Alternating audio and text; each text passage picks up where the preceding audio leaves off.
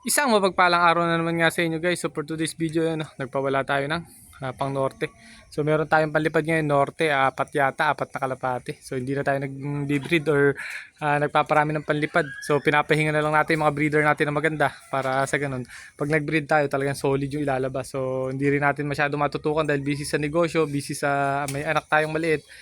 Pero sa ngayong South naman, pinipilit naman nating tutukan dahil lang hihinayang din tayo sa gastos nga natin. So mabilisang video lang naman, mag-update tayo pang PIP training na natin mamaya. So magsasampa tayo sa BBC. So yung unang tatlong training nga natin puro BBC. So San Rafael yata yung huli. Tapos binasal ko ng Bukawi sa GRPC. So may dalawa kasi tayong nililipad na pang South. Kung naalala nyo, napakarami nating panlipad sa South. So nasa kulang 20 yata. Mga nasanay naman yun. Kaso may nawala sa inilipad natin ng Norte. Kahit may sakit kasi sa iniisip ko sa dami. Okay lang kahit mawala. So nang hinayang din ako. So may mga nawala. Tapos meron din tayong mga sanay na rito. Nagparonda tayo. Namamaris na kasi iba, yun nawawala rin. So hindi natin maiwasan, lalo na wala naman tayong maibigay pa na kapares kaya nawawala. So yun lang, may natira tayong dalawa kasi meron ding mga tropa tayo na humingi or umarbor. So binigyan naman na natin kasi sa dami naman na ibon natin, hindi natin matutukan talaga ng tutok na tutok, lalo na pag madami. So ginawa ko, nagbawas ako. So ayun, meron tayong natirang dalawa. Mainam naman at sa Bukawi, nabasal nga natin, nasa 30 kilometers yung naging layo. So pakita ko sa inyo yung lilipad nga natin.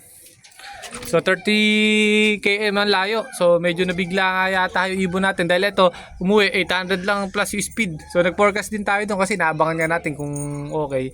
So tapos ito late. Ayan, alas 12 na umuwi. Siguro nasa 300 na lang speed niyan. Nabigla yata. Oh, magkapatid naman yan. So yung dalawa na yan. So yung may nagpapasuksok nga sa atin, yung ibibigay nga natin sa kanya kay Joshua Pareño, yung tropa natin. So bibigyan natin siya ng kapatid din yan. So ayan. Maganda na may linyada niyan, tumatawid ng dagat. Hindi lang nagkaklak. Pero tumatawid naman ng dagat. Yun ang sigurado naman. Basta magandang alaga, saka swerte lang syempre. Tumatawid, hindi nagkaklak. So araw ng Thursday, naglagay tayo pampaligo. Ayan. Bagay na bagay nga schedule nga natin yung tuwing Thursday. Kaso itong isa natin hindi naka-condition, hindi naligo. So kahapon kasi ang pauwian, medyo nahirapan kasi nabasal nga. Pero ito naligo. Siguro stress. Ayan, papawala na stress kasi sampa na naman mamaya. So hindi ko pa alam kung saan bibitawan yung pagsampa natin mamaya sa Kalapate pang PIP training. So sunod-sunod yan, halos araw-araw nga may training dito kasi tatlong club. Laging may toss. Kaya ganoon ang plano natin. Hanggang hindi tumutungtong sa 100 km, hindi tayo magpapahinga ka totos. Kung may chance na itotos sila at maganda kondisyon, yung maganda katawan, itotos natin. Pero pagka medyo alanganin tayo, sabi ko nga sa inyo, medyo alanganin isang pa, hindi tayo magtotos ng Kalapate or hindi natin isasampa sa club training. So, kung araw-araw may training, araw-araw okay sila, kada uwi nila recover kagad, maganda katawan. Hindi na tayo nagpaparonda. Sampa na lang ng sampa, ganun ang diskarte ko hanggang sa tumibay. Pero pag tungtong ng mga nasa 90 to 100 kilometers, mamimili na tayo. Hindi tayo pwedeng sampa ng sampa dahil ubos ang magiging katawan ng mga Kalapati nga natin. Ang tekniko na lang doon, 2 beses na lang sa isang linggo. Dating araw-araw, gagawin ko 2 beses na lang sa isang linggo. Pag gano'n na kalayo, 100 plus. So pahirapan na kasi yung pauwi. So nakita nyo naman yung setup natin. Ayan. So nilagyan ko na screen. Ayan, dyan sila. Etong dalawa na to, muntik na rin nawala to. Kung nakakwento ko sa inyo sa una nating video, nawala iba natin na naghahanap ng kapares. So etong dalawa na to, muntik na rin nawala kasi naghahanap na rin ng kapares. Ayan. So ang ginawa ko, nilibigyan ko ng kapares. Ayan, 2 hen na. Pares na pares. Ito isa. So puro Morris Gordon nga yung hen na binigay natin sa kanila. Ayan. Yan inbreed ng Morris Gordon natin yan. Ayan. Tapos ito. Yung isa. Anak to ng Morris Gordon natin na 2 times north, 2 times south. Tacloban finisher. Ayan. Anak yan. Ito. Pinaris natin para kung mangitlog, mapisa. Sakto. Ang gagawin natin, bibreed na rin natin. So sana huwag muna mag-itlog. hintayin natin patapos yung derby saka mag-itlog. So kung maaga mag-itlog, di kaswerte ng pagbibigyan, ano.